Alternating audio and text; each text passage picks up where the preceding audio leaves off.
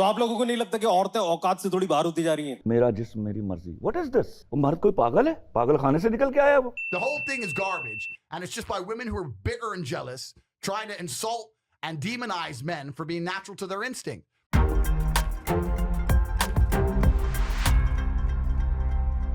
मजबूत बनो, लड़के रोते नहीं हैं, अल्फा बनो। ये महज अल्फाज नहीं है, बल्कि ये वो बातें हैं जो बचपन ही से लड़कों के जहन में, उनके दिलो दिमाग में डाल दी जाती हैं। ये तीनों ही क्लिप्स आज जब जिस मुद्दे पर हम बात करने जा रहे हैं मैनोस्फेयर, उसके ही एग्जाम्पल्स थी। हमारे साथ अमन पांडे इंडिया से हैं और हसन किल्दे बाजवा जिनका ताल्लुक पाकिस्तान से है, लेकिन इस वक्त वो डेनमार्क में है। हमारे साथ आज मेहमान के तौर पे वो मौजूद होंगे। हसन और अमन, आप दोनों अपनी ओपनिंग स्टेटमेंट दीजिएगा और अपना इंट्रोडक्शन दीजिएगा। अमन, पहले आपकी तरफ आएंगे। जी, तो मेरा नाम अमन पांडे है। मैं बम्बई से हूँ, इंडिया से। बहरहाल मोस्टली मैं कंटेंट क्रिएशन करता हूँ, सोशल कमेंट्री करता हूँ, और ये जो आपने क्लिप दिखाई हैं, ऐसी ही क्लिप्स में मैं रिएक्शंस देता हूँ और ज़्यादा से ज़्यादा अपनी इनसाइट्स जो भी मेरे नज़दीक हो, समझ में आए। तो जब वो पहली क्लिप हमने देखी कि औरतें औकात से बाहर हो गई हैं, शायद वो उनकी औकात से बाहर हो गई हैं। जो चीज़ें नई औरत मार्च का जो नारा है, मेरा जस्ट मेरी मर्ज़ी, अगर नहीं समझ में आ रहा है और वो जो कह रहे हैं शायद वो आयरॉनिकली कहना चाह रहे हैं, लेकिन जैसे उनकी जो एक्सप्रेशंस है, ऐसा लगता है वो खुद पागलखाने से चल के आ रहे हैं। या मैस्कुलिनिटी की ही कोई डेफिनिशन मैं नहीं लेना चाहता। एक जो असली मर्द सबको बनना है, उस स्टैंडर्ड को रीच करना है। I think that has been the problem so far. जी, मेरा नाम हसन बाजवा है और मैं पाकिस्तान लाहौर से ताल्लुक़ रखता हूँ और मैं बाय चांस तकरीबन 6 साल पहले अपनी एक वीडियो अपलोड की, क्योंकि मैं 2 बेटियों का बाप हूँ अब, और मैंने थोड़ा-सा सोचा और अपने दुःख का इज़हार किया कि मेरे लिए वापस पाकिस्तान जाना मुश्किल है, क्योंकि मैंने अपनी बेटियाँ पालनी हैं। और वहाँ से एक सोशल मीडिया पे एक प्रोफ़ाइल बढ़ती गई। तो मैंने वीडियोज़ बनानी शुरू की और टकराव तो मेरा हुआ ये मैनोस्फेयर के लड़कों से, क्योंकि इनको मेरे लिए मर्द समझना ज़रा थोड़ा-सा मुश्किल है, क्योंकि इनकी बातें इंतहाई बचकाना मुझे लगती हैं। बचपन से उनको बोला गया है कि तुम हीरो हो और तुमने हीरो बनना है और तुमने पता नहीं क्या कुछ दुनिया फतह करनी है। चूंकि तो हसन ने सोशल मीडिया का जिक्र किया, तो किरण, हमारे पास कुछ सोशल मीडिया कार्ड्स हैं, कुछ ऐसी पोस्ट हैं जो जिन मुद्दों पर हसन और अमन ने बात की, उसी को डिफाइन और करती इनके हैं। तो पहले उन एक्सप्रेशंस सोशल देखना कार्ड्स को चाहेंगे देखते हम, हैं। इनको सोशल कार्ड्स दिखा के। अब इस कार्ड पे लिखा है जी, जी, you cannot offend a man with high testosterone. इस पर आपका क्या एक तो कमेंट है हसन? देखिए जी, मर्द को अपनी हार्मोन्स से इक्वेट करना, ये ही बहुत गलत बात है। और मैंने बहुत ज्यादा so called self proclaimed high testosterone, high tea मर्दों को बहुत ही ज्यादा ऑफेंड होते हुए देखा है। जिस चीज से सबसे ज्यादा ऑफेंड होते हैं, that is women's independence, women's agency.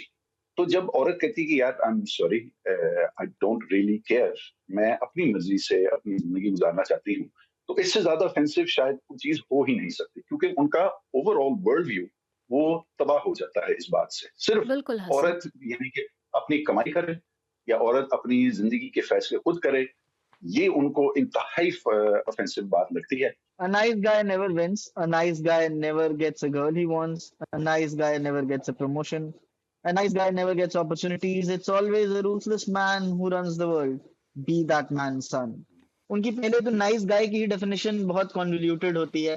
वो सोचते हैं कि हम अगर जरा बेयर मिनिमम और बेसिक चीजें भी कर रहे हैं तो हम नाइस गाय हैं, और उस एंटाइटलमेंट के साथ वो जो हम कहते हैं ना कि लड़कियां जल्दी बड़ी हो जाती हैं, शायद मर्दों को हम अलाउ करते हैं कि वो बड़े हो ही ना। तभी आप देखेंगे इतनी सारी नैगिंग है उनके अप्रोच में कि नहीं नहीं हमें बुरा बनना है, और नहीं औरतें ये कर ले रही हैं। जो इनसिक्योरिटीज की बात हसन भी कर रहे थे, मेरे नजदीक वही बात है कि अग्रेशन, वायलेंस, ये आपकी ज़हनी कमजोरी, ज़हनी और स्पिरिचुअल कमजोरी की निशानी है, आपकी स्ट्रेंथ का नहीं। So we also have to understand that we are talking to people who have a different language altogether. इसी कमेंट के बाद हम जाके देखेंगे कि हमारी जो आवाम है कि वो क्या कहते हैं, उनका मैस्कुलिनिटी को लेके क्या माइंडसेट है, मैनोस्फेयर को लेके। तो चलते हैं पहले बॉक्स की तरफ। सलाम कर सकते हैं ना? सलाम या नहीं? अस्सलाम वालेकुम टू माय इंडियन गेस्ट। मैं तुमसे ये क्वेश्चन करना चाहता हूँ कि देखें, इंडिया और पाकिस्तान का जो माइंडसेट है पीपल्स का, वो काफ़ी हद तक सेम है, और इंडियन पीपल्स जो हैं वो थोड़ा डिफरेंट सोचते हैं हम लोगों से, और वहाँ पे ये जो प्रॉब्लम है टॉक्सिक की वो ज़्यादा है। पहले तो वालेकुम सलाम। इस पे मैं ये कहना चाहूंगा कि इंडिया में ना वो एक चीज है जहाँ पे बहुत उस पे रेजिस्टेंस भी है, तो वो ज्यादा दिखता भी है शायद। पाकिस्तान में भी आई एम श्योर, मैं बीते दिनों ही औरत मार्च के लोगों से मिला, और जैसे हमने शुरुआत में वीडियोस देखे उस पे जिस तरीके से वो चिढ़ रहे थे, तो वहां भी ऐसी चीजों का रेजिस्टेंस है। मुझे ये जाहिर तौर पे कभी लगा नहीं कि मतलब इंडिया में कोई चीज कम है या ज्यादा है। पढ़ लिख करके और पुलिस में जाने की तैयारी करना चाहती थी। मेरे पापा ने जल्दी शादी कर दी, तो विचार तो बहुत था करने के लिए, किसी से बोल नहीं पाती थी, पता नहीं है, पर वो बताएं तो हम समझना चाहेंगे कि वहाँ के लोग कैसे अपने बच्चों को पढ़ाते लिखाते, कैसे संस्कार देते हैं, कैसे वातावरण में रखते हैं। हकीकत ये है कि अगर मैं पाकिस्तान में होता तो मुझे भी डिस्पाइट बीइंग इसके बावजूद कि मैं मेरा प्रोग्रेसिव माइंडसेट है और मैं फेमिनिस्ट हूँ और मैं औरतों की इक्वालिटी में 100% बिलीव करता हूँ, लेकिन मुझे भी अपनी बेटियों को ये मशवरा देना होगा कि नहीं बेटा चुप रहना, नहीं बेटा आंखें नीचे करना, क्योंकि कोई पता नहीं कि तुम्हें आगे से क्या जवाब मिलेगा और आगे से क्या रिएक्शन मिलेगा। आजाद हूँ कि उनकी मोबिलिटी हो, कि वो पढ़ाई करें, फाइनेंशियल बिल्कुल। इंडिपेंडेंस हसन हासिल करें। या आप मैं आपको सॉरी यहाँ पर टोक रही हूँ, क्योंकि आपके ही अल्फाज हैं ये। वो पढ़ाई करें, उनके पास मोबिलिटी हो, मर्दों से सुनते हैं जो कि पूरी तरीके से फेमिनिज्म और जेंडर इक्वालिटी में बराबरी में भरोसा करते हैं, लेकिन उनके शब्द होते हैं उन्हें मिले, डिपेंडेंट होना पड़ रहा है कि अगर वो देंगे तो मिल जाएंगे, वो इजाज़त देंगे तो हम पढ़ लेंगे, वो काम करने के लिए राज़ी होंगे तो हम कर लेंगे। ये नज़र आता है आपको? और आपके ही शब्द है बिल्कुल ये मुझे कि आता है। मैं ये वो आपने कर ले आपने जी। बहुत अच्छी बात, आई एम वेरी हैप्पी कि आपने ये इस बात को कॉल आउट किया है, क्योंकि मैं भी अपने माशरे का एक प्रोडक्ट हूँ, तो मैं भी वो ही अल्फाज और वो ही टर्मिनोलॉजी इस्तेमाल करता हूँ जो कि इस माशरे में पाए जाते हैं। लेकिन आपने बिल्कुल दुरुस्त किया। मैं किसी औरत को आज़ादी नहीं दे सकता, ये औरत की अपनी आज़ादी है, ये औरत का हक है। मैं इंडियन गेस्ट से ये पूछना चाहूंगी कि वो अपनी कंट्री में रिलीजन के इन्फ्लुएंस के बारे में क्या सोचते हैं, क्योंकि ये सारी चीजें आपस में इंटरट्वाइंड है, तो we can not isolate one system from another. Religion again, religion का भी जो सारा ठेका है, जो सारा ठीकरा है, वो औरतों पे ही डाल दिया गया है। तभी आपकी इफ्तारी भी अम्मा बना रही हैं, आपकी होली पे गुजिया भी अम्मा ही बना रही हैं। सारा कल्चर, सारे रिलीजन का भार औरतों पे ही है, और इसी रिलीजन से फिर वो इज्जत वाली कॉन्वर्सेशन भी आ जाती है, क्योंकि रिलीजन तो इसलिए पाकिस्तान में बहुत ही पुख्ता है, लेकिन हमारे यहाँ कास्ट को भी एक अलग तरजीह दे दी जाती है। उसमें प्रॉब्लम ये हो जाती है कि इज्जत और रिलीजन का कॉम्बो बन जाता है कि आप रिलीजन के बाहर शादी करें तो हमारी इज्जत चली जाती है। औरतों का नाम उनका खानदान के नाम से नहीं चल रहा, उनके लिए लैंड नहीं खरीदी जाती, उन्हें प्रॉपर्टी में हिस्सा नहीं मिलता, लेकिन खानदान की इज्जत फिर भी वही है। वैसे अमन, आपने बोला कि उनके नाम पे, औरतों के नाम पे ज़मीनें नहीं खरीदी जा रही हैं, एक्चुअली खरीदी जा रही हैं टैक्स बचाने के लिए। अपार्टमेंट्स खरीदे जाते हैं टैक्स बचाने के लिए। पेपर में नाम उनका होगा क्योंकि टैक्स रिबेट मिलता है, that is again लेकिन state giving some prevention, some ये protection, but then when the state turns and cahoots with religion and powers, तो फिर क्या हाल होगा आप देखिए। आप मैनोस्फेयर पे जो अभी डॉक्यूमेंट्री आई है नेटफ्लिक्स पे, आप उनमें जिन इन्फ्लुएंसेस की बात की गई है मैनोस्फेयर की, उनके रिसोर्सेज देखिए। उनके पास पैसे हैं, उनके पास डिग्रियां हैं। एक एग्जांपल मैं देती हूँ, एक इन्फ्लुएंसर है जिससे डॉक्यूमेंट्री फिल्म मेकर बात कर रहा है, वो अपनी एक फीमेल अक्वेंटेंस को कैसे इंट्रोड्यूस कराता है, मीट माई डिश वॉशर। और आपको इतना गुस्सा आता है वो सुनकर कि आप वो डॉक्यूमेंट्री थोड़ा वहीं पे रोक देना चाहते हैं। ऑन कैमरा नेटफ्लिक्स पे जा रही है documentary, meet my dish washer. ये बैटल सिर्फ औरतों को कंट्रोल करने की नहीं है।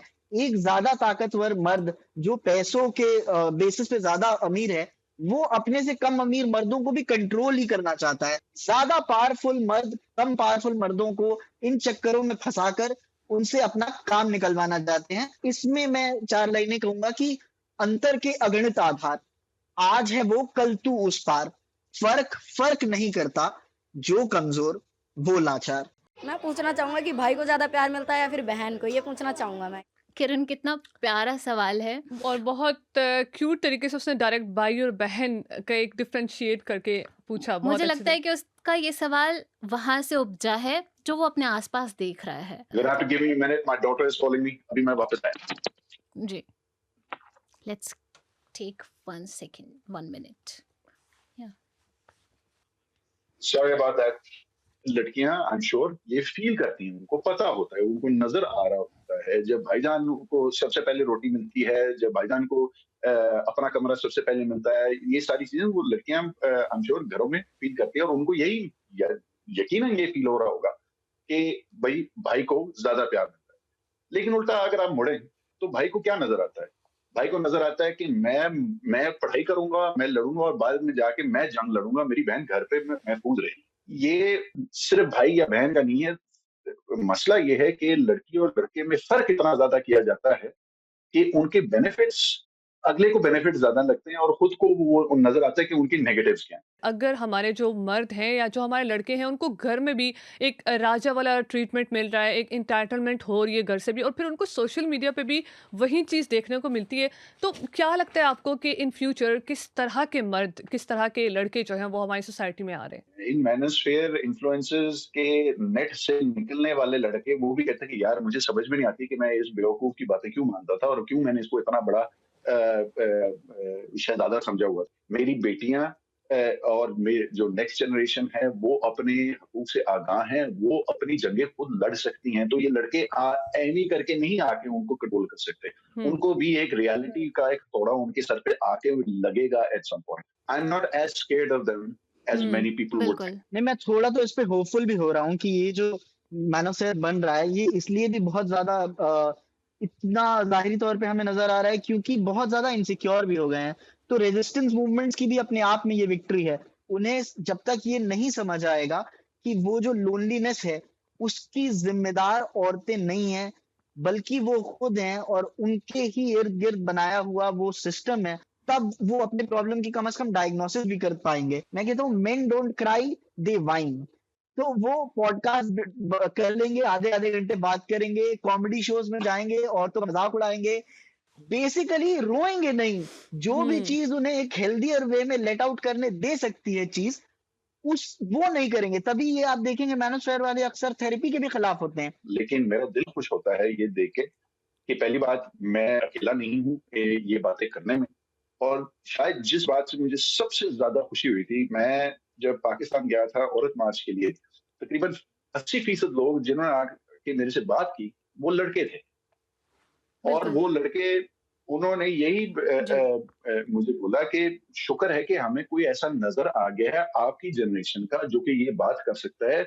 और मैंने हमेशा ये समझा कि मेरा काम है उनको एक लैंग्वेज देना। हम्म हम लोगों की नेचर के खिलाफ नहीं लड़ रहे, हम उनकी नेचर के लिए लड़ रहे हैं। हसन, आपने और अमन, आप हमें अपनी क्लोजिंग स्टेटमेंट दीजिएगा आज के टॉपिक से रिलेटेड। मेरे ख्याल से सबसे अहम बात याद रखने वाली ये है कि मैस्कुलिनिटी कोई एक चीज नहीं है। हम्म मैस्कुलिनिटी हर चीज भी हो सकती है। ये ही सबसे बड़ा मसला है। हमने शुरू में ये बात की थी कि सबसे बड़ा मसला ये है कि हम समझते हैं कि एक वन साइज फिट्स ऑल है। मर्द की एक चेकलिस्ट है ABCDEFGH कि आप वो फुलफिल करेंगे तब आप मर्द कहेंगे। हमने सिर्फ लोगों को ये याद दिलानी है हर इंसान अपना इंसान है और हर मर्द अपना मर्द है। हर मर्द अपनी मर्दानगी खुद डिफाइन करता है। लेकिन ये कहना कि एक मर्द है और दूसरा मर्द नहीं है, मसला ही यहाँ पे पैदा होता है। जी, तो समराइज करते हुए मैं यही कहना चाहूंगा कि ऑब्वियसली जो हसन ने कहा कि हम एक टूल्स ऑफ आर्टिकुलेशन देते हैं, तो जो भी मूवमेंट है, जो भी औरतें भी, जो लड़कियां भी कमेंट करती हैं, वो यही कहती हैं कि this is what we always felt, did not know how to communicate it. तो वो जब एक चीज दिख जाती है तो उनमें भी होप आती है। और बैलेंस, यहाँ पे मर्दों को एक ही चीज कहने की जरूरत है कि जब जब ये रेजिस्टेंस मूवमेंट और स्पेस लेती रहेगी, आपको और हो सकता है लोग भड़काए कि इनसिक्योरिटी आप में और बढ़ती जाए, लेकिन आपको अपने प्रिविलेजेस फिर समझने हैं कि क्या है। कभी कभी ऐसा होगा कि आपको लगेगा कि आपके कुछ प्रिविलेजेस आपसे छीने जा रहे हैं, लेकिन वो इक्विटी की तरफ एक नया कदम है, एक बढ़ता कदम है, जिससे सोसाइटी ही प्रॉस्पर करेगी at the end of the day. Thank you Hasan, learn a lot from you and of course right back at you man. ऐसी बातचीत और होती रहे। और बहुत अच्छा लगता है जब इंडिया पाकिस्तान किसी मंच पे भी साथ आते हैं, कोई भी बात कर पाते हैं, तो दिल भर जाता है। बहुत शुक्रिया। हमारे मेहमान अमन पांडे और हसन किल्दे बाजवा हमारे साथ मौजूद थे। तो रितिका, यहीं पे हम अपना प्रोग्राम जो है वो एंड करेंगे, ख़त्म करेंगे, और अगले प्रोग्राम तक के लिए हम लेंगे आपसे इजाज़त। सी यू इन नेक्स्ट प्रोग्राम। और हम चलते हैं अगले एपिसोड की तैयारी करने, किरण। बिल्कुल।